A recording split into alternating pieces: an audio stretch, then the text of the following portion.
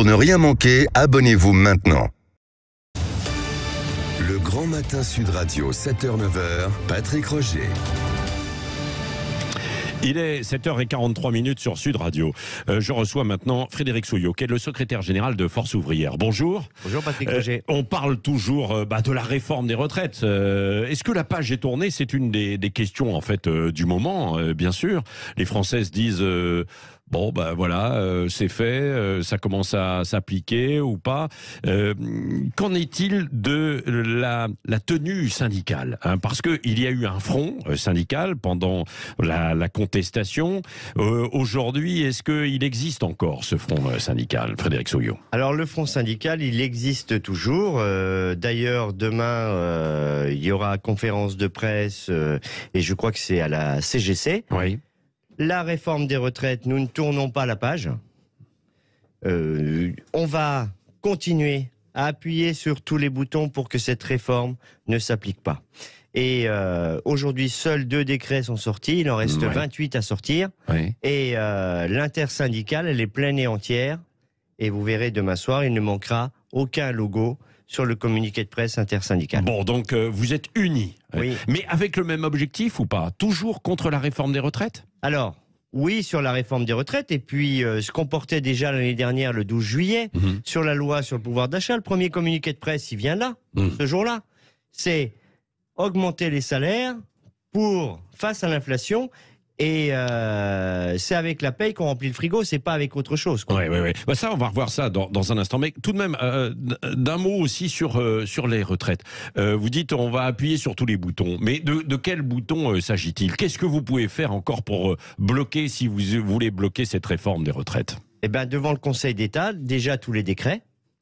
Et deuxièmement, on va regarder si une mobilisation par la grève, qui est l'arme pacifique des travailleurs, on va pas l'écrire demain dans le communiqué. Oui. Il va bien falloir qu'on y travaille et qu'on construise les choses si jamais on doit les construire. Oui. Et le recours devant le Conseil d'État, c'est notamment parce que si tous les décrets ne sont pas appliqués d'ici la fin de l'année, c'est ça pour qu'il y ait des effets financiers de cette réforme, là vous pouvez la bloquer. Alors il y a cela, mais il y a ce que le Conseil constitutionnel a aussi balayé de la main.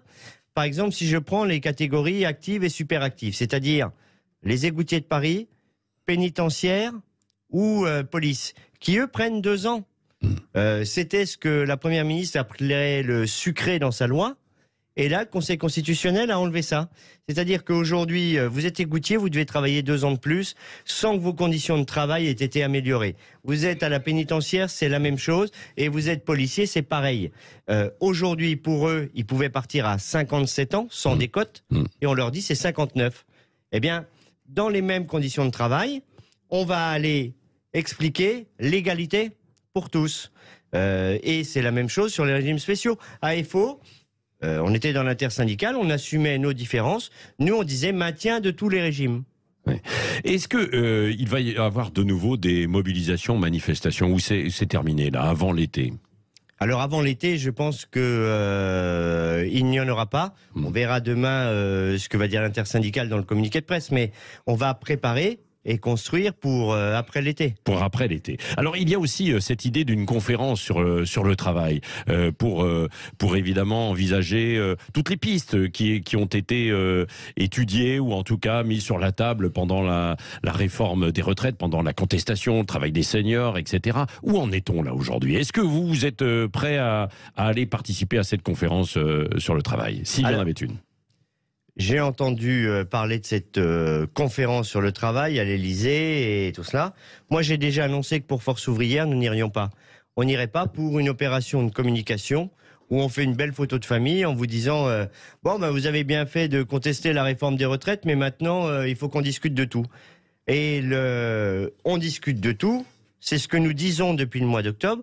Il faut prendre les choses par le bon bout. C'est-à-dire qu'on parle de l'emploi, des jeunes jusqu'aux seniors, pour arriver à notre système de retraite par répartition. Son financement, 80% c'est les cotisations, 20% c'est ce que certains appellent les impôts, mais c'est CSG, CRDS. Sur toutes les sommes que l'on touche, on a de la CSG, CRDS. Même une retraite, on a de la CSG, CRDS. Donc c'était ce qu'on avait expliqué à l'exécutif à Force ouvrière dès le mois d'octobre.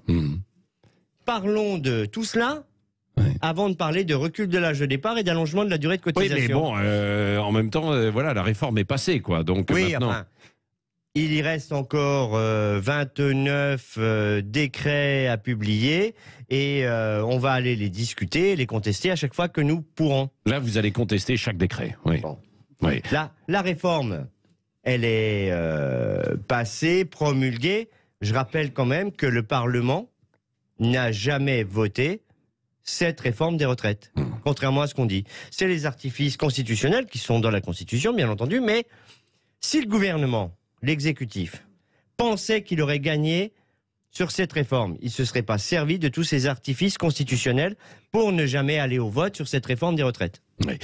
Vous avez parlé des salaires tout à l'heure. Tiens, dans la fonction publique, il y a eu une annonce avec une revalorisation au 1er juillet de 1,5% du point d'indice des fonctionnaires et une prime dégressive pour soutenir les bas, les moyens salaires. Vous y êtes favorable, vous applaudissez ou alors, comme certains, vous contestez en fait ce qui a été annoncé?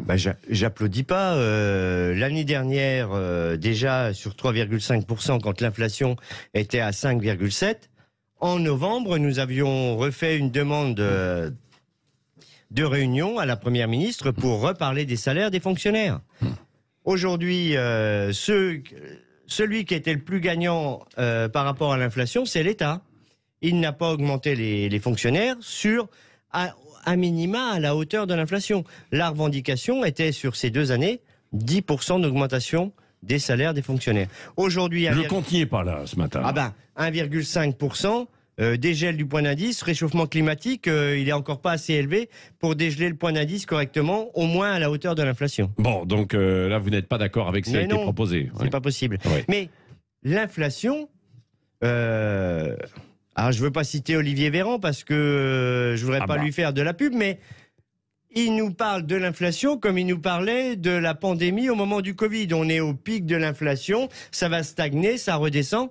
Ouais, sauf que la hausse des prix, qu'on soit fonctionnaire, syndicaliste ou journaliste, quand on fait le plein de la bagnole, ça n'a pas baissé. Et quand on va chercher des denrées alimentaires, eh bien, ça n'a pas baissé non plus. Donc, on se bat pour que le SMIC indexé sur l'inflation, les plus bas salaires soient augmentés. Et on nous dit que pour la fonction publique, ça n'est pas possible. Eh bien, il faut trouver des solutions. Il faut que ce soit possible. Oui. Merci Frédéric Soyot d'être venu au micro de Sud Radio ce matin, secrétaire général de Force ouvrière. Merci.